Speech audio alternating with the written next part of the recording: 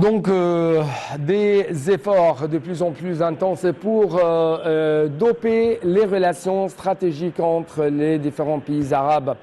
Justement, et ça à travers des stratégies adoptées en ce qui concerne notamment l'activation de cette coopération régionale dans le domaine de l'industrie.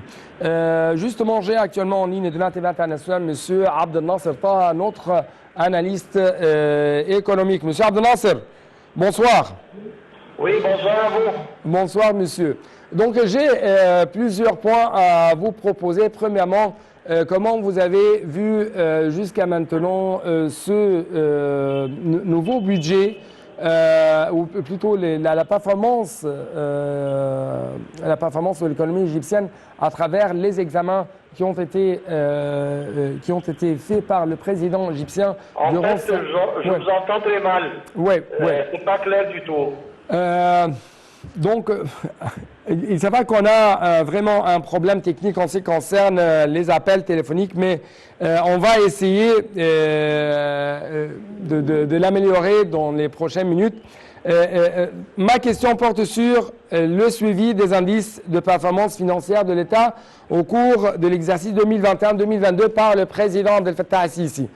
Comment vous avez vu ces indices? Votre remarque?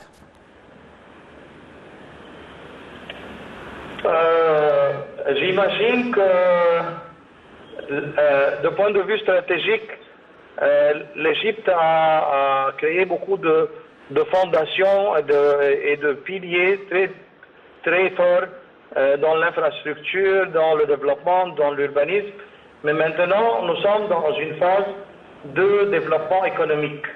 On a tous besoin de voir la nouvelle stratégie de l'économie égyptienne vers la construction d'un dossier et d'une stratégie de développement économique sur la base de développement d'infrastructures.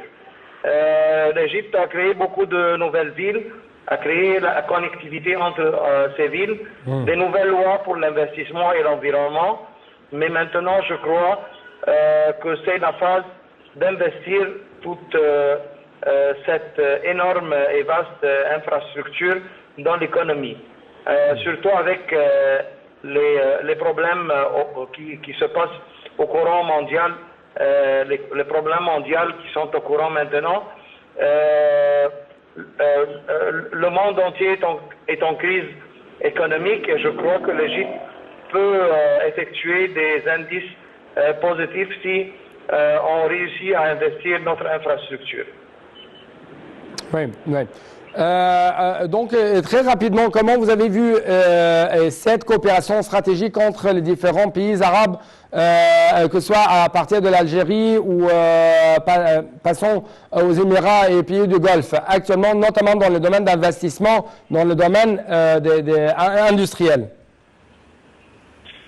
L'Égypte, en disant l'Égypte, c'est principalement le chef d'État prend la responsabilité directe et l'initiative personnelle de lui-même pour étendre la coopération économique avec d'autres pays, soit en Afrique, soit en Europe. Ces visites sont des visites de grande importance pour l'Égypte et peut-être, comme on a dit, c'est pour avoir une stratégie différente, soit en Afrique, de point de vue coopération, économie, échange d'expérience, échange de notre expertise dans plusieurs États qui ont été créés les dernières années. L'Algérie, essentiellement, je la considère un partenaire qui est très très important, surtout dans la présence future de l'Égypte dans le plan du gaz au sud du Méditerranée.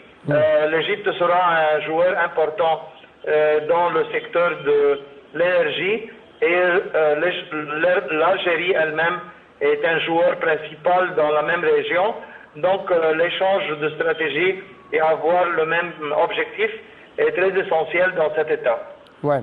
En fait, il y avait des appels lancés par les Algériens, les responsables algériens, envers les investisseurs égyptiens.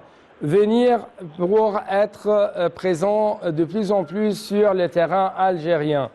Et bien sûr, là-bas, il y avait des opportunités d'investissement. Donc, en tant qu'un économiste, comment vous avez évalué de tels appels? On doit voir le plan politique de l'Afrique, l'Afrique de l'Est, qui est l'Algérie, la Tunisie, de l'Ouest, le Maroc et les pays francophones, de l'Ouest, qui sont en même temps des pays arabes, joue avec le secteur Ouest une unité de coopération économique.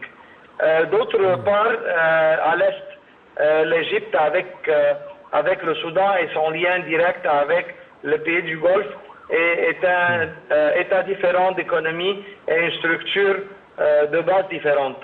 Le lien Égypte peut le faire facilement entre l'économie et les activités économiques qui sont à l'Est avec les pays du Golfe et entre l'Est et l'Ouest qui sont les pays nord-africains, surtout à partir de la Libye, où la Libye est considérée comme un partenaire essentiel avec l'Égypte. Donc c'est le temps que l'Égypte doit jouer ce rôle de lien et ce lien peut avoir beaucoup de résultats positifs sur l'économie de tout le groupe africain. Oui, oui.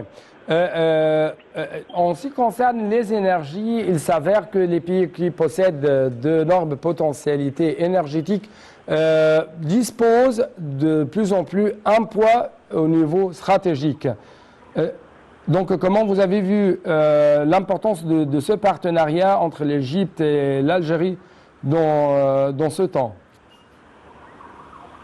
Je vous ai dit que l'Égypte est un pays arabe et un pays francophone en même temps, un pays africain. Donc il y a plusieurs facteurs en commun entre nous et les Algériens. L'Algérie est un pays riche dans le secteur du pétrole et carburant et joue un rôle très important entre le sud du Méditerranée et l'Europe qui a besoin de plusieurs solutions dans la crise d'énergie, dans la guerre russe-ukrainienne maintenant. Les deux pays, l'Égypte, qui est considéré un pôle donc, Monsieur Abdelnasser Taha, permettez-moi de noter qu'on va être en direct actuellement pour diffuser les activités du lancement de ce dialogue national. Oui, je n'ai pas entendu. Donc, de retour à vous, Monsieur Abdelnasser Taha, j'aimerais parler actuellement du canal de Suez. Je sais que vous êtes spécialiste dans ce dossier du canal de Suez et des opportunités économiques en ce qui concerne le canal de Suez. Monsieur Abdelnasser Taha, donc il s'avère que nous avons toujours un problème technique en ce qui concerne les appels téléphoniques avec nos invités. Mais encore une fois, chers téléspectateurs, d'après ce que j'ai lu, ce que j'ai vu, il y a toujours une stratégie ou une vision, des prévisions très vigilantes de la part de l'Égypte en ce qui concerne le canal de Suez qui acquiert de plus en plus dans ces temps de crise énergétique un grand poids sur le plan international. C'est pourquoi l'Égypte, encore une fois, d'après ce qui a été écrit, avait une vision stratégique très importante en ce qui concerne comment nous avons fait un nouveau canal de Suez afin d'arriver de plus en plus à avoir de grands revenus. Donc il s'avère que nous avons pu récupérer l'appel téléphonique de M. Abdelnasser Taha. Monsieur Abdelnasser, est-ce que nous pouvons parler un peu plus de revenus records qui a été réalisé par le canal de Suez? Est-ce que vous avez entendu ma question? Comment vous avez vu le revenu record réalisé par le canal de Suez? Monsieur Abdel Nasser. Donc, malheureusement, on n'a plus de chance. On n'a plus de chance. On n'a plus de chance de retrouver M. Abdel Nasser. C'est pourquoi permettez-moi de finir cette édition, de clôturer cette édition avec mes meilleurs souhaits à vous. Bonne soirée à tout le monde et toujours soyez attentifs aux différentes activités de ce dialogue national lancé aujourd'hui par l'Égypte.